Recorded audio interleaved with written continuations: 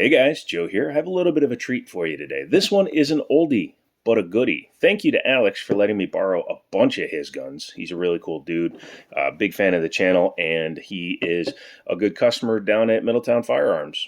I'm not there anymore, but hey, Middletown Firearms, check them out. This is a HK product. The sticker's a little torn up, but other than that, this is actually a very complete item. As you can see, it is of its day in that it's just a plain box with just some stickers on it. And what we have here is the HK VP70Z, or Z if you're, incorrect. And this is a German pistol that was created for no apparent reason in my opinion. But hey, let's get into this. Number one, I made a few shorts on this making fun of it, kind of making fun of it.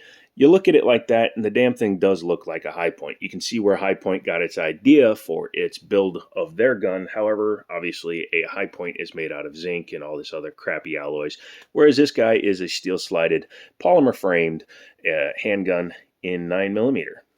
Also came out 12 years before the Glock 17, so technically this is the world's first polymer handgun, despite what Anton Glock or Gaston Glock or Shimanton Flock wants you to believe. But this is also a very light pistol for its size. It's very deceptive. It weighs 29 ounces.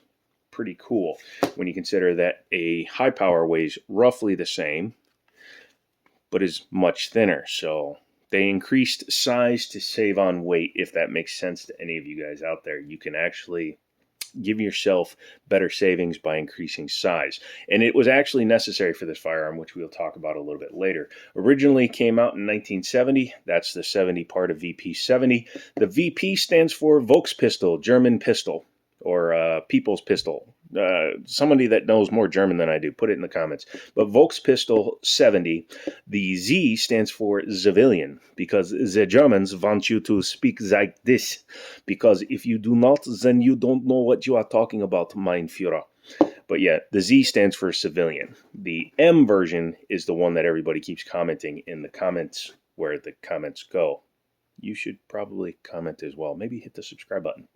But this guy is the civilian version of the military pistol. Comes in a plain cardboard box, has a couple of spare mags. Not sure if they all came with 3 mags under the imports that came into the country, but somebody, again, let me know down in the comments. Inside the box, you get your papers. It has his receipts and stuff, so we're not going to go into that. Needless to say, these things have shot up in terms of value and price. They were a couple of $100 a few years ago, well, like 10 years ago. But now they're upwards of $1,000, especially when they're complete with their box and their manual and all that stuff. So keep that in mind as you're shopping around. You can get one of these or 7 High Points. Your choice. Go ahead and set the box back here because it's not necessary for the rest of the video, but it is sitting there. One thing you'll notice is this magazine is awfully wide. That's because this is a double stack, double feed magazine, very much like an AR-15 magazine. Not saying they're the same thing. I'm just saying this also does a double stack, double feed versus a double stack single feed like my CZ75. I think that's out of a 75. Yeah. Or even a Glock. Gaston went with the double to single, whereas the HK is the double and the double. Yeah, this is pretty cool. 18 round capacity in 1970 was pretty much unheard of. I think the GB Steyr had 18 round capacity, and there were a few that had similar capacity, but they are quite rare in the world of sidearms. This is a double action only pistol. So unlike the Browning, which is a single action, as you can see, this one has had its safety disconnect removed because no magazine. Or a double to single action, like this Beretta Stars pistol, which I need to do another video on. But this guy is double or single, whereas this guy is straight up double. No disconnect in that either. That's a good thing. So why does this pistol even exist? Well, this is kind of an interesting gun, and I've seen a couple other variants of guns that do the same thing that this does, but this is a Heckler & Koch, so it obviously does it Heckler & Koch's way. This gun can shoot at a whopping 2,200 rounds per minute. That is an insane cyclic rate for a pistol. Also makes it damn near uncontrollable. That's why it's not fully automatic with its attached stock. It becomes what is called 3-round burst, much like an M16 was. They were semi 3-round burst. Fully automatic ones were a different code. This is pretty interesting in that when it has its special stock attached, which the civilian versions cannot do. So stop putting that in the comments. Oh, wait till you attach a stock. No, you need an M variant, not a Z variant. But the stock, when it's attached, comes with a selector switch because of the way it attaches to the gun. I think it allows, I don't have one of the stocks, I wish I did, but it allows it to go into a 3-round burst mode, which is pretty damn cool, which means as fast as you can pull the trigger is as fast as this gun will fire. Being double action only, that's pretty wild. Also the fact that it's straight blowback is pretty damn wild, especially at 2,200 rounds per second. Or minute, excuse me. That would be insane. 2,200 rounds per second would be, what, 1.2 million rounds a minute? Can't even go that fast. But this is a heel release, or bottom release, floor release, whatever you want to call it, which is the European way, especially back in the day. The crossbolt safety is right where a traditional United States style mag release is. So every time I pick up this silly gun, I try to drop the mag like that, and I wind up just putting the gun unsafe. Yeah, maybe that's a good thing. Maybe it isn't. Not going to disassemble this gun fully, but you would unscrew that in order to you turn it, and then you can get the striker out. I will be taking the top off it, though.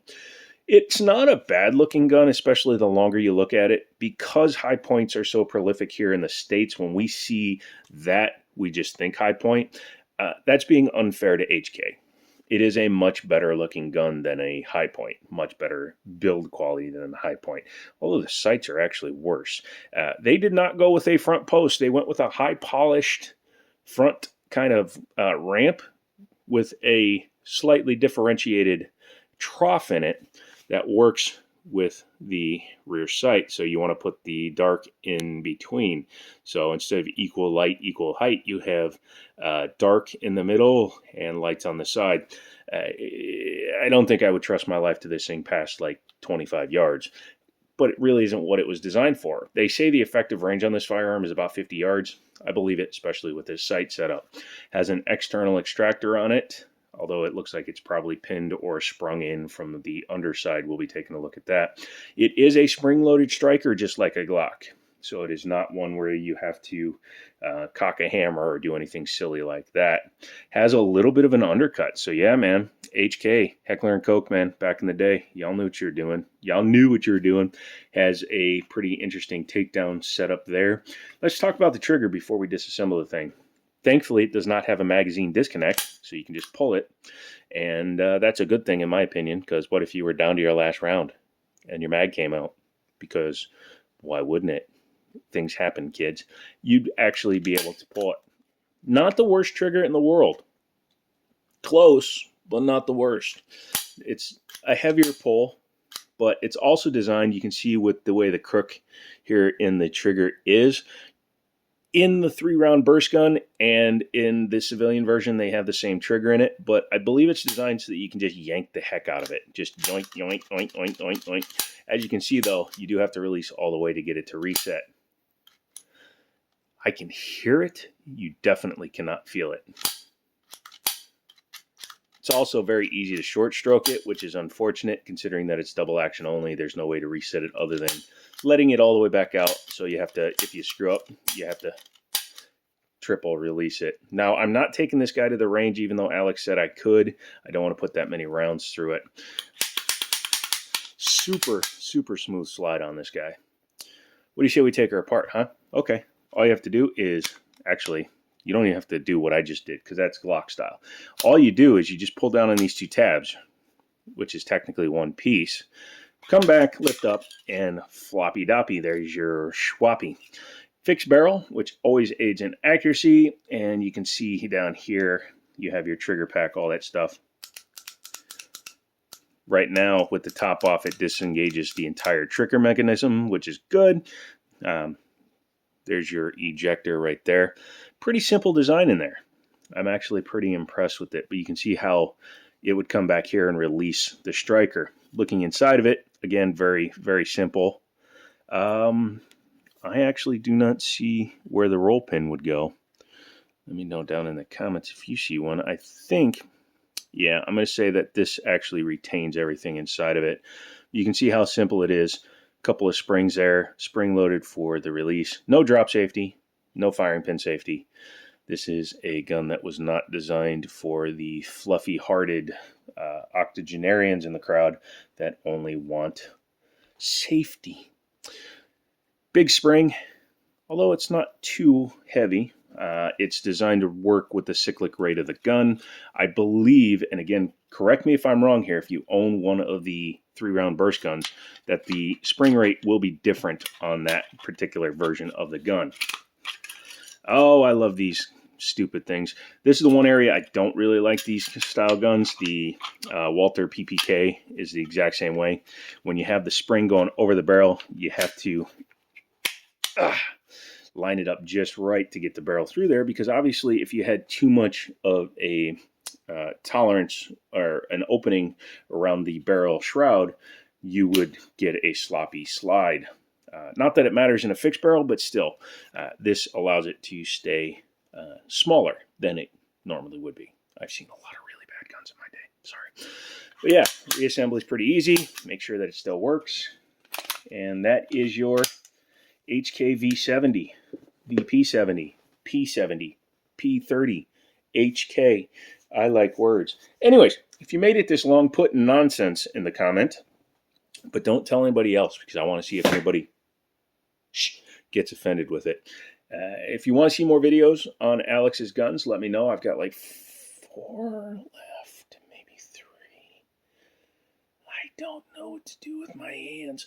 But yeah, he's got a few more guns that he let me borrow, including the Browning, including the Beretta. Wait till you see my third hand. And he is one of the coolest dudes I've met in a long time. He just lets me borrow his guns and make videos on them. So I'll be getting this one back to him right away, obviously, since I'm done with the video. Let me know if you like it down in the comments. Let me know if you own one, what you paid for it down in the comments. And as always, I'll talk to you later.